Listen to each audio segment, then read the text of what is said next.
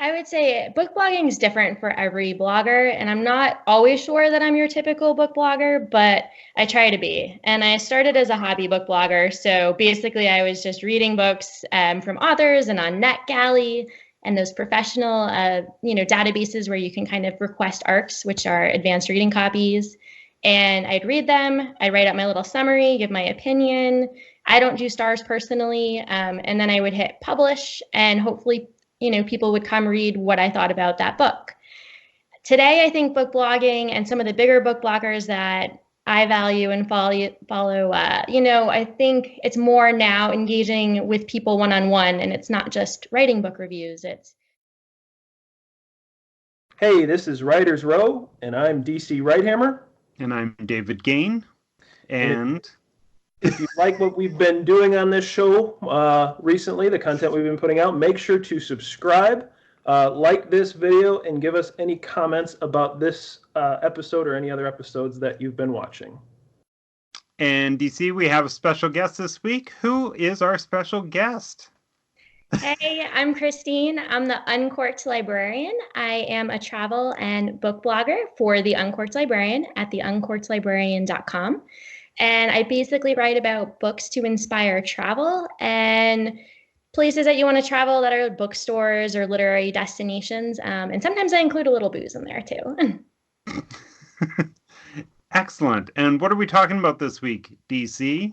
We brought Christine on to talk about book blogging. I think a lot of people have a lot of concepts of it. As I myself, an independent author, I've actually worked with Christine in the past, and others who are looking at book bloggers as potential people to work with and help establish themselves as indie authors working with book bloggers. I want to talk about what exactly book blogging is, to get Christine's take on it, to dispel myths, try to get some some information out there for people. And then what does it mean to work with a book blogger? What should people expect? And how does that business relationship work itself out and go from there? So I usually open with a fairly open-ended question, Christine. So I'll kind of put you on the spot.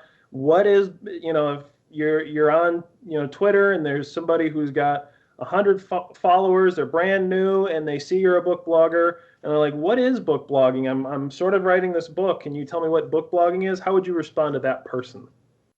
I would say book blogging is different for every blogger, and I'm not always sure that I'm your typical book blogger, but I try to be. And I started as a hobby book blogger, so basically I was just reading books from authors and on NetGalley and those professional, databases where you can kind of request ARCs, which are advanced reading copies.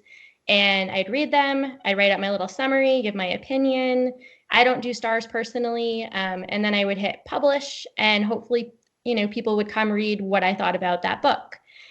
Today, I think book blogging and some of the bigger book bloggers that I value and follow, I think it's more now engaging with people one on one, and it's not just writing book reviews. It's creating book lists and resources for a reader so they have more to choose from. It's tying in travel or recipes or adding a special aspect into that type of blogging. And it's also connecting people just about their lives and making their lives a little bit more cultural, a little bit more educated, sharing, different ways to be open-minded about things. So I think it's really changed from, that hobby blog mindset. And I think the hobby bloggers still do a lot of just book reviews, but today book blogging is kind of becoming a lifestyle, just as like the digital nomads are taking over, and there's more travel blogging, and people are quitting their 9-to-5 jobs to seek happiness and find a balance of working from home and, for me, it's working with different authors that I wouldn't have met and exposing them to other people.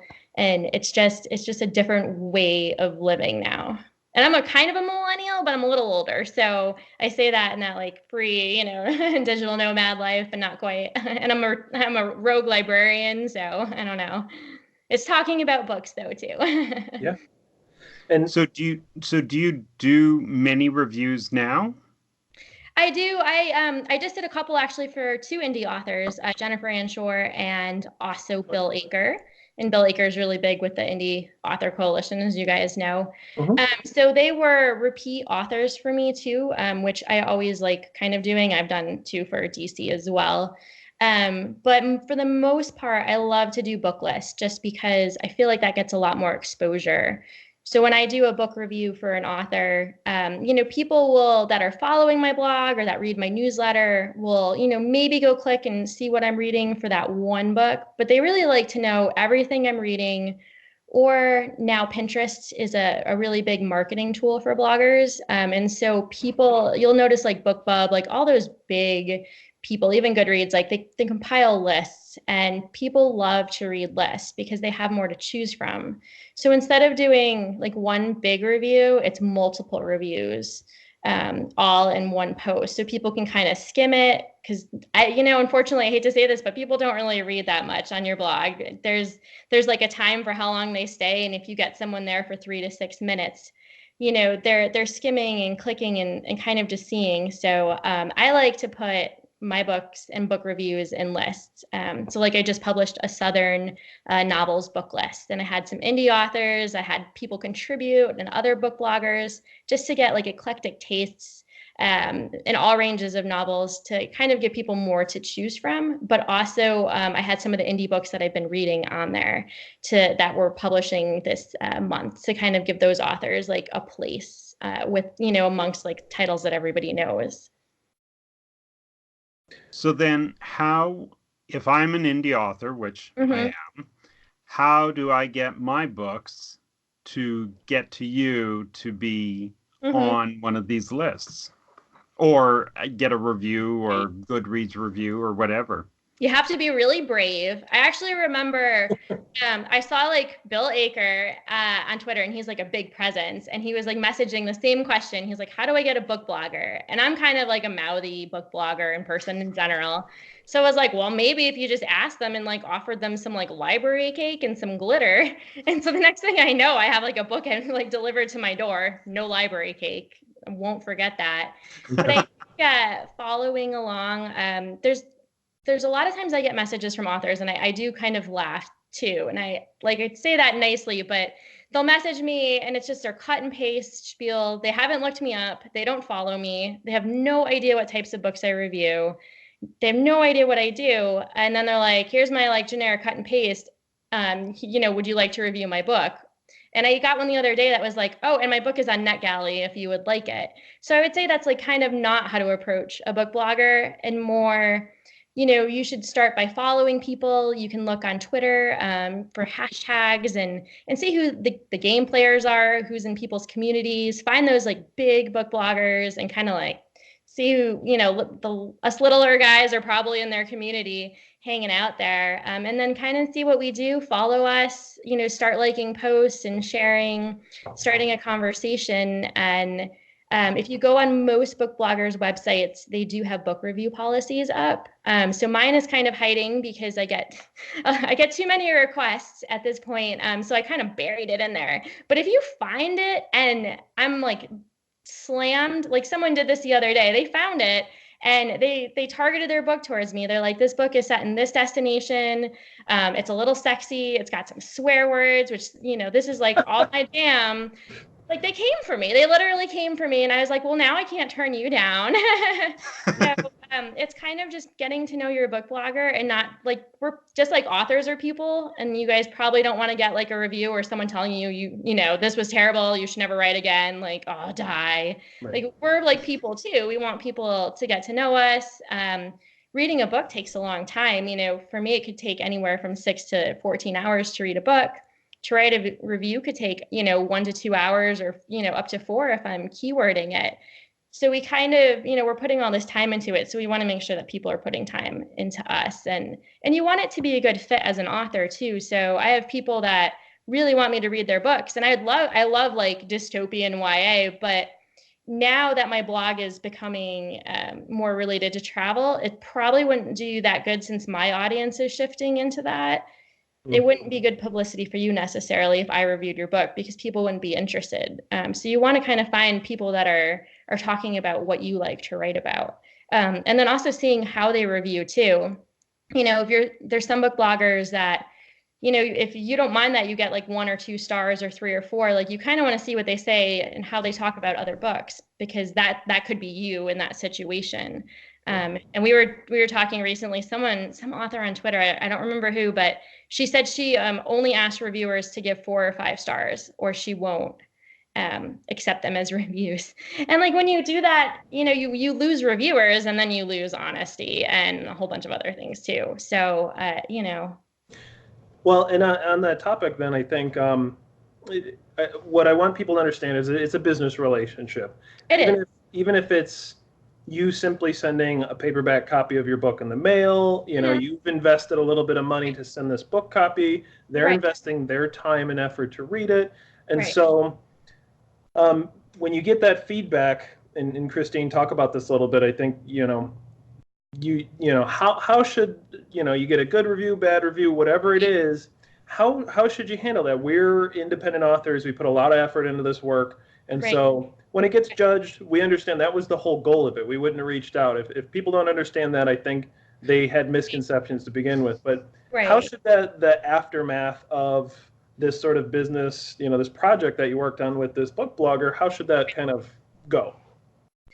Again, I think starting with someone's book review policy, I'm always really concerned that expectations, and I'm like one of those people who sneaks into the indie author forums, and I'm like watching to see what people are saying about book bloggers, because like you said too, it is an investment, and you guys as writers spend so much time working on this book that's your baby, and it's about to be judged by somebody who may or may not like it, and that's very subjective too. So I think looking at a book review policy for a blogger might be the first place. So for example, mine, I don't give stars. Like I will on Goodreads and Amazon if I have to, just to help authors out. But my blog in particular doesn't give stars, because that's not like a fair rating system to me, whereas it is for other bloggers. So if you're someone who like wants those stars from a book blogger, like I probably wouldn't be the best fit. So if someone was later like, well, how many stars? You didn't say it in your book blog. I'd be like, well, did you read my policy? And then there's also the expectation. So in my policy, I say like, I might not review your book. Like, I don't want you to, send me a book, and I get some from abroad, and I see those stamps, and it's expensive. But it's this expectation. I won't write a horrible review on my blog, slamming somebody's book. I can give, feedback on the side. But in my policy, I also say I might not finish your book. There are chances that I might not get to it. I might change my mind for the content. And so I let authors know that up front. And when I'm having an email conversation with an author, I try to also, we try to work it out there. Like, let me read some reviews for your blog, give me a summary, send me your media kit if you have one. So let's see if this is a good fit to start so that we don't have a disaster. But then also just knowing that the expectation, at least according to my book review policy, I reviewed a book last year, and the author sincerely thought that her book was talking about race relations in an appropriate manner, and that this was like this I don't know, amazing book for that. And it was the most racist book I've ever read, and it blew me away. And I did finish it, and I wrote a review, and then I actually took it off my blog because I'm like, I just can't even have this. Like after I thought about it, and again, it's just kind of having that conversation. And for that author, it was like, you're dead to me. Like she just cut me off, and that was okay. Yep. Like that's okay. I wouldn't read something else by her again. I'd rather if it's professional, right? So you don't want to have harsh words. And I think some book bloggers, I was just reading some reviews of other, on Goodreads, and I think for people that aren't professional book bloggers, because there are hobby book bloggers, but if you're working with a book blogger and their site is monetized, so you see affiliate links, you see ads, you see disclosures, that's more of a professional book blogger in my mind, and they should be acting as such as well. So the language should be a little bit more toned back. I don't think every book blogger has, it's good to be honest and to say what you don't like, but to say this is crap, on their book, it's kind of that fine line again. And I swear on my blog, I have different professional boundaries. I drink wine while I'm interviewing, but it's just having, again, knowing who you're right. It's knowing who you're working with from the start. And if you don't have like if I don't have a relationship with you and you would just come to me through Twitter and a DM and it was generic, like it's going to be harder for me to review your book and have those conversations. But if you kind of like slide in and check in and get, we get used to each other, it's kind of like a relationship. You figure out, what you're going to do. And not all authors have time to invest that, but you get what you put into something, I think. Well, and I think, well, before you, I think this is a good point, David, that Christine did review my first book, and she loved it. She read my second book, and she did not love it, and that's okay. And I think that's important to understand, and because this is Writer's Row, like there's nothing that's not. We talk about a lot on here, Right. and so like full disclosure, I have the utmost respect for you. I've like watched you rise as a blogger, and it's been awesome to see. And I had one hit and one miss from your perspective, and that's fine. Right. Like that's what people have to understand when they're working with book bloggers is you can't take them for granted. They're people and they have opinions, and that's why you're going to them. Right. And if I think, in the end, you're happy to be working with another professional. Right. You're happy getting any exposure that you can from them. And then the reversal of that is you need to share their stuff as much as possible. Like when your book is on a list, when you don't want to spam or anything like that, but the whole point is to drive traffic to their blog. That's where just like we try to drive traffic to our books. Right. And so that's where that relationship is, and you hope that works out, and your books are liked, and if they're doing reviews, they do good reviews, but it's not always going to work out, and I think just people need to understand that. Right. Well, and I think too, that's part of it. So if I write a bad book review or if I don't love a book, like I understand the author doesn't want to share that as much as the other reviews. So for me too, it then becomes like a waste of my time in a way, because now like at least readers know that we're waiting for this review. But for indie books, as much as I champion indie books, and that's like what I mostly review on top of my book lists. But people are waiting for, like, if Jodi Picoult has a new book out and I decide to pick it up off NetGalley, like I'm gonna get that search, like SEO, Google searches for it. An indie book that's out, someone may never once look up that title, and so I'm their only exposure. And then if the author isn't sharing that on their channels, their newsletter, and marketing it, it's kind of just like a dud for everybody, not just me who put all this time into it, but also for the author. So, and that's the risk like book bloggers take with not loving a book, is now they've read this, they're debating writing a review, and then, is it going to get eyes on it? And again, that's kind of why I like book lists too, just because I may not have loved like your second book per se, but if it's on a book list, because at least I thought it was good writing and other people might like it. Like, again, my opinion isn't the be all end all.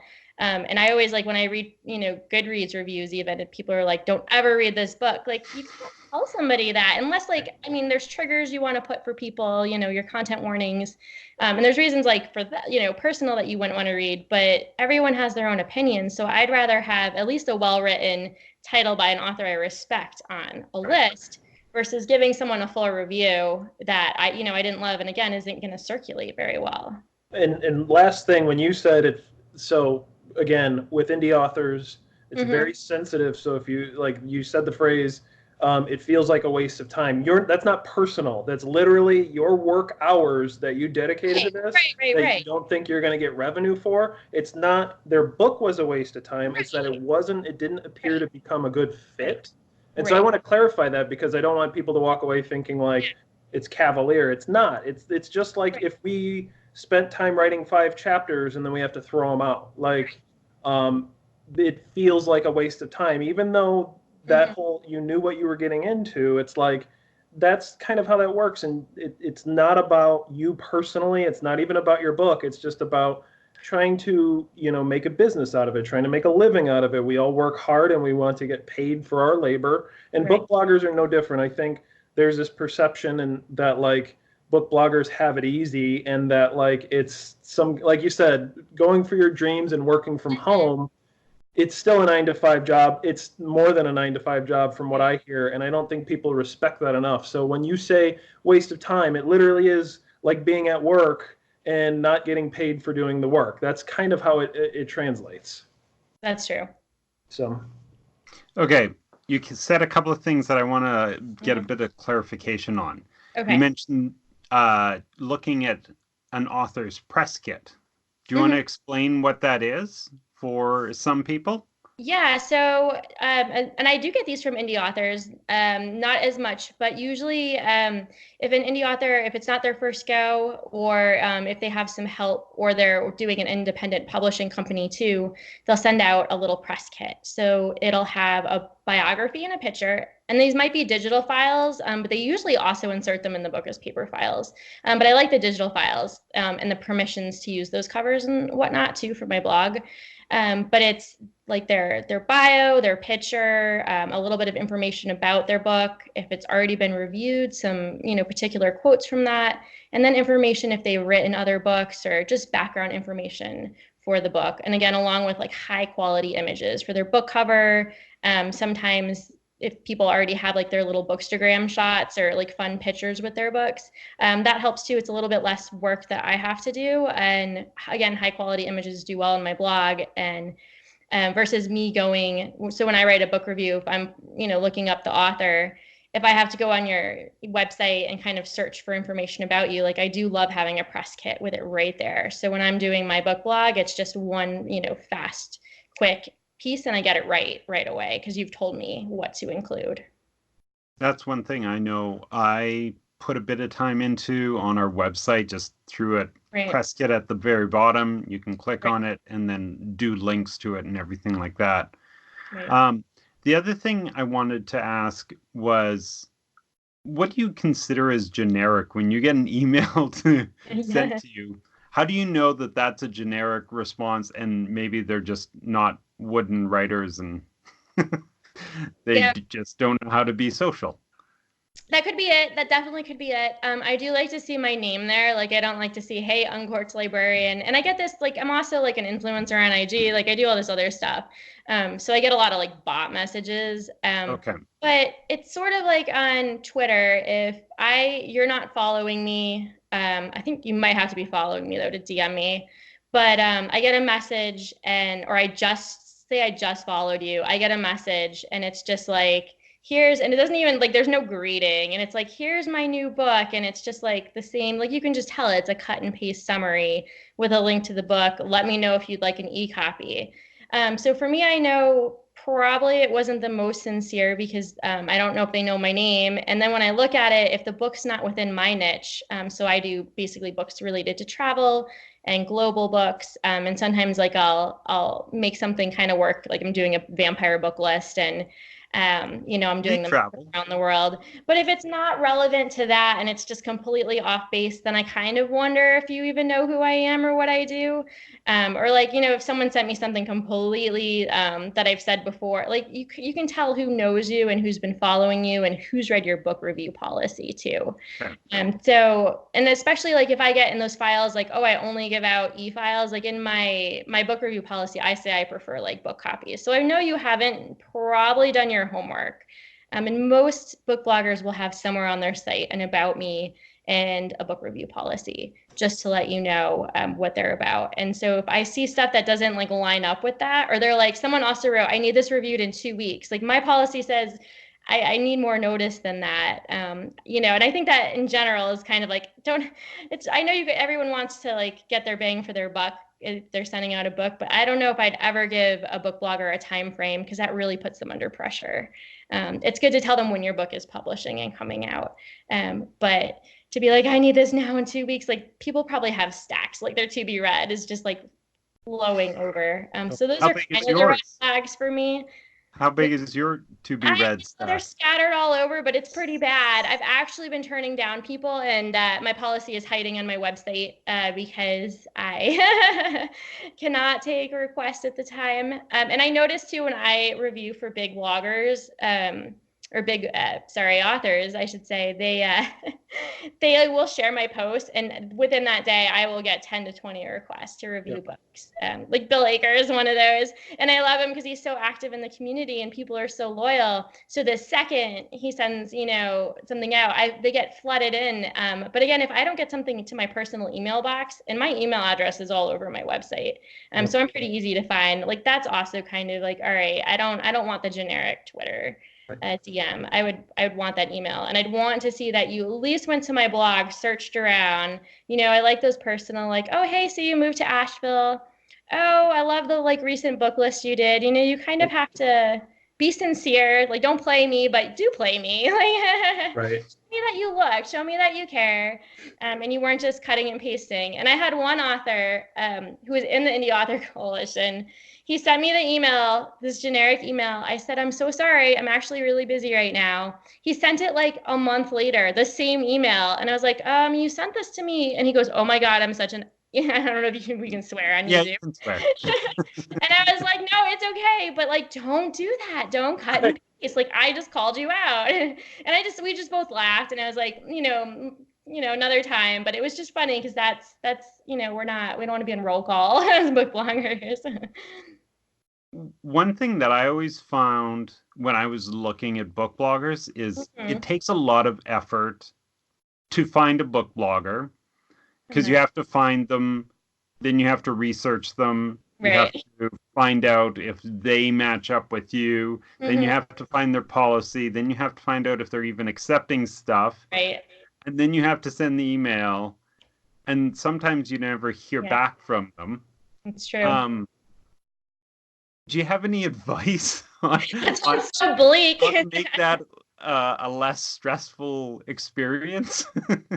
I know. Even I've always responded to my book request, but I do tell people in my review that I might not get back to you and I feel bad, but sometimes we just get so flooded.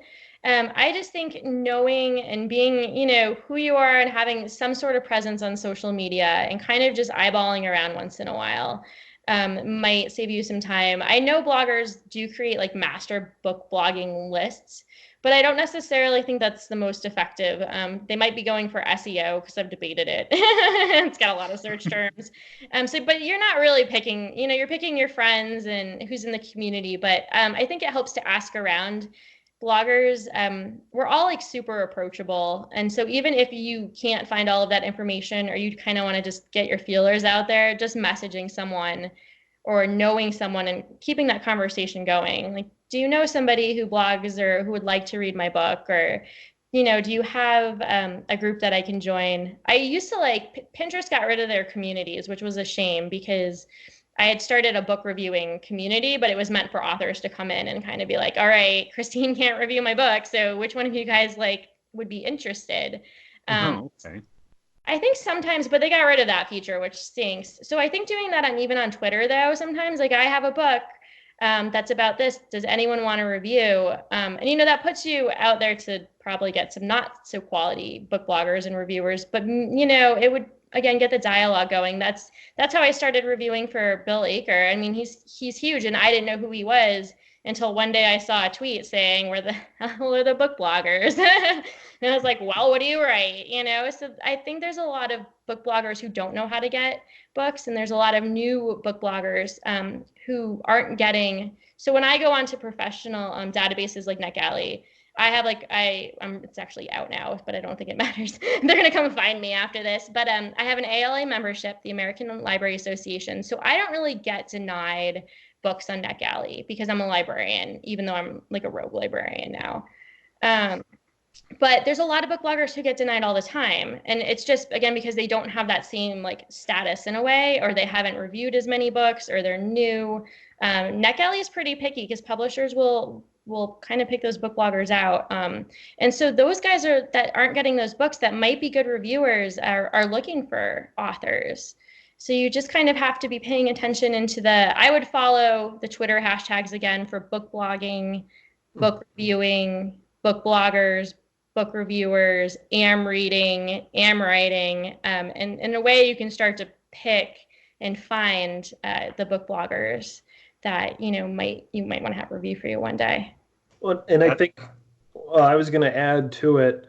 Because again, it's a business blogging and getting the word out, sharing, getting click through, your click through rates Right. and all that up. So if you are an author that does have some either social media presence, or you have your own blog, or you have some means, Mhm. include that when you're reaching out to bloggers and basically show that you can Right. help broadcast their blog because you have this reach or you have this ability to do that. So, and if you don't have that, you need to start building some of that. And as you're reaching out, here's what I can do. I can schedule this many social media posts. I can do my own blog. I've got my newsletter. And so Mhm. all those little pieces add up, and that's going to drive more traffic to their blog, which is about your book or on a book list, which is Right. going to drive more traffic back to your book. And so you want to work smart, not hard with this, Mhm. and try to do as much as you can to sort of, I'm going to use the corporate buzzword, synergize your efforts and make them work a little better. So that's another thing you could include. Hey, could you read, hi, Christine, this very personal email. And oh, by the way, here's my press kit, and here's all the things that I plan on doing if you were to review my book. Something like that. That'd be helpful, Oh, wouldn't it? that's really nice too. I like that. And you can find book bloggers on Bookstagram. So if you have an Instagram account, um, I am a kind of a different Bookstagrammer. I do a lot more travel. But when you go through those hashtags, there's a lot more. And you can see who's creating these beautiful Bookstagrams and kind of see, usually in their profile, they'll have a link to their blog, or they'll be writing reviews within those. And, you'll kind of see what people like, their preference. And that's another way, at least, that you can find somebody. And you can also start, commenting on Instagram is very social, and that's where I've met a lot of my connections in networking, even though it's not my favorite platform in the world. But people are always looking to work together. That was my cat. I was like, oh my gosh, somebody's breaking Yeah. into a house. He just like flipped off the couch into a light. I don't know. I don't know what's gotten into him. He's not getting attention. But go on to Bookstagram. Again, it's at Synergy, and kind of Yeah. see what you can do there. Um, I don't know. Instagram's changing too, though, so it's not the be all end all to dedicate all your time. And I think that's important too, is always knowing about what the status of these social media platforms are Right. and who they are targeted to, but also know that those things are shifting all the time. So, don't put all your eggs in one basket, even Yeah. with chasing after a book blogger, Right. because they are doing the same thing as well. So, Right. Yeah, casting a wide net. And I think, David, you brought this up on another episode, but that, like, even on Twitter, they have these glitches where suddenly you lose all your followers. Like, that happens sometimes, or it appears like you're unfollowing people, and things like all kinds of weird stuff can happen. So, yeah, not putting all your eggs in one basket for social media, but then not, yeah, like you said, casting a wide net for book bloggers. Don't find one and email, find one and email, find one. Like, do your research, get your list together. Again, don't come up with a response to each one of them. You want to know them and Right. why you're reaching out and what they have to offer you.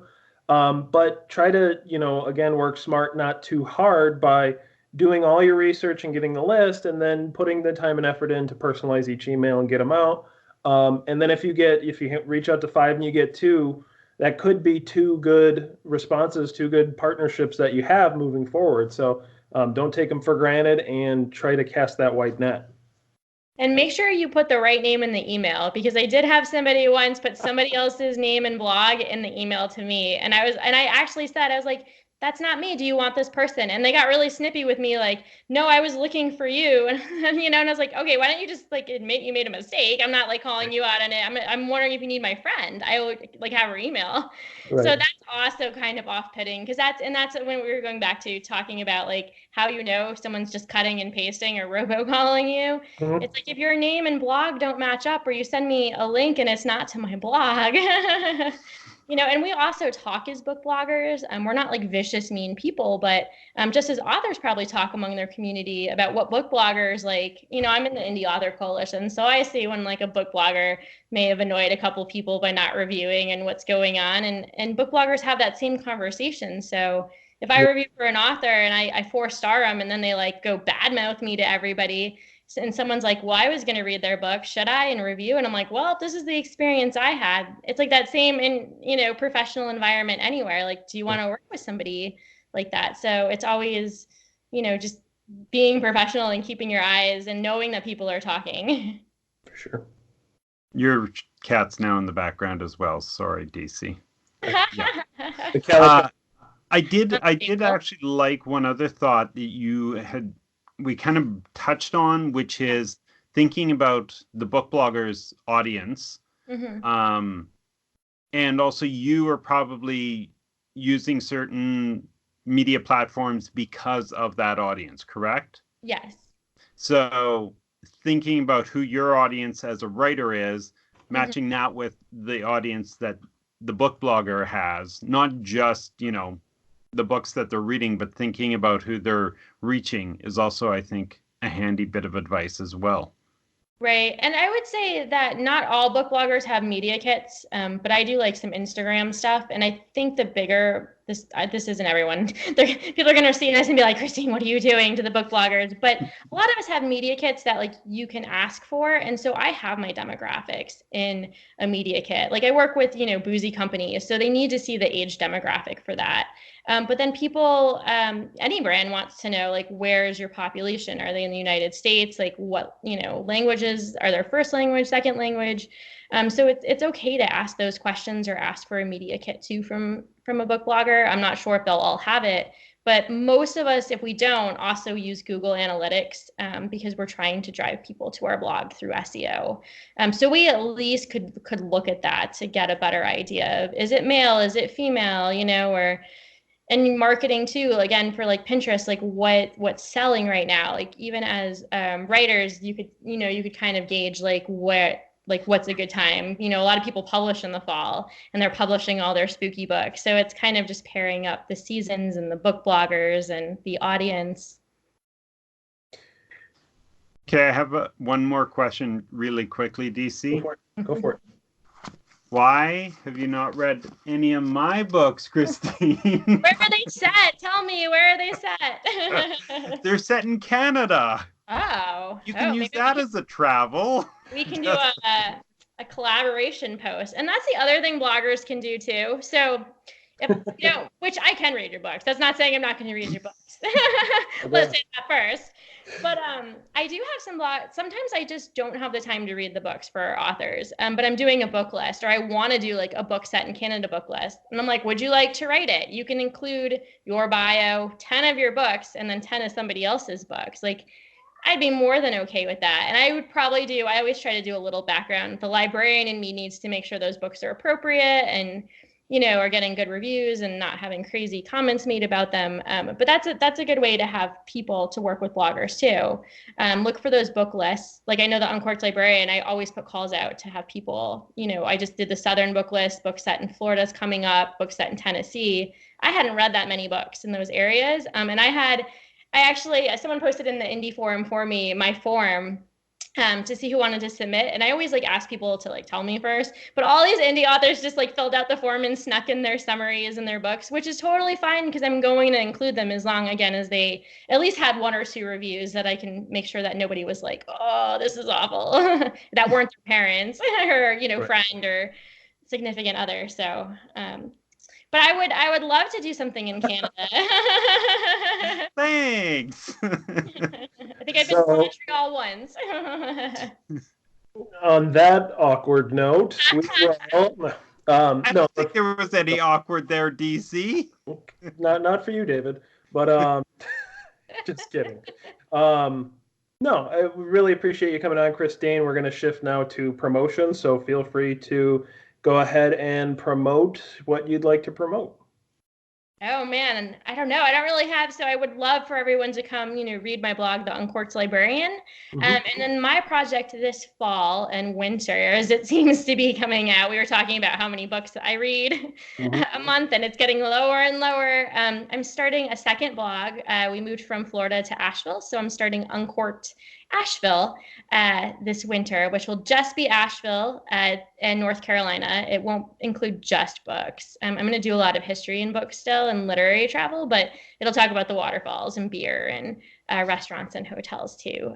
But other than that, those are my 2 gigs right now. And I might be starting a third, which is a podcast with another book blogger. And we were just going to go balls to the wall. She lives in the UK, and we were going to just tell it like it is and actually take all those tweets that we see in the book blogging community and like those authors that are like, I only take 4-star reviewers. And we were kind of just going to, tell it like it is. And, That's awesome.